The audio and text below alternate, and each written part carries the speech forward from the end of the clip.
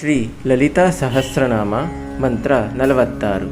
ನಿಷ್ಕಾರಣ ನಿಷ್ಕಲಂಕ ನಿರುಪಾಧಿರ್ ನಿರೀಶ್ವರ ನೀರಾಗ ರಾಗಮಥನಿ ನಿರ್ಮದ ಮದನಾಶಿನಿ. ಅಕಾರಣ ಸ್ವರೂಪಳಾದ ತಾಯಿಯು ಕಳಂಕ ದೋಷರಹಿತಳಾಗಿದ್ದಾಳೆ. ತಾಯಿಯನ್ನು ನಿಯಂತ್ರಿಸುವಂತಹ ಯಾವುದೇ ಶಕ್ತಿ ಜಗತ್ತಿನಲ್ಲಿ ಇಲ್ಲ. ತಾಯಿ ಪ್ರಾಪಂಚಿಕ ಸುಖ ಭೋಗಗಳು, ವಿಷಯಗಳು, ವಸ್ತುಗಳು ಎಲ್ಲದರಲ್ಲೂ ನಿರಾಸಕ್ತಿಯುಳ್ಳವಳಾಗಿದ್ದಾಳೆ. ನಾವು ಸಹ ತಾಯಿಯನ್ನು ಆಕೆಯ ಅನುಗ್ರಹ ಪಡೆಯಲು ಪ್ರಾಪಂಚಿಕ ಸುಖ ಭೋಗಗಳಿಗೆ ಒಳಪಡಬಾರದು. ತಾಯಿಯನ್ನು ಭಕ್ತಿಯಿಂದ ಆರಾಧಿಸುವುದರಿಂದ ನಮ್ಮಲ್ಲಿನ ಅರಿಷಡ್ವರ್ಗಗಳನ್ನು, ಪ್ರಾಪಂಚಿಕ ನಶ್ವರವಾದ ಸುಖ ಭೋಗಗಳಿಂದ ನಮ್ಮನ್ನು ಬಿಡುಗಡೆಗೊಳಿಸುತ್ತಾಳೆ. ಡಂಬಾಚಾರವನ್ನು ಬಯಸಿದವಳು ತಾಯಿ ಲಲಿತಾ ಮಾತೆ.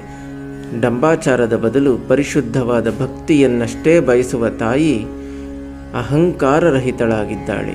ತಾಯಿ ಲಲಿತಾ ಮಾತೆ, ನಿನಗೆ ಅನಂತ ವಂದನೆಗಳು.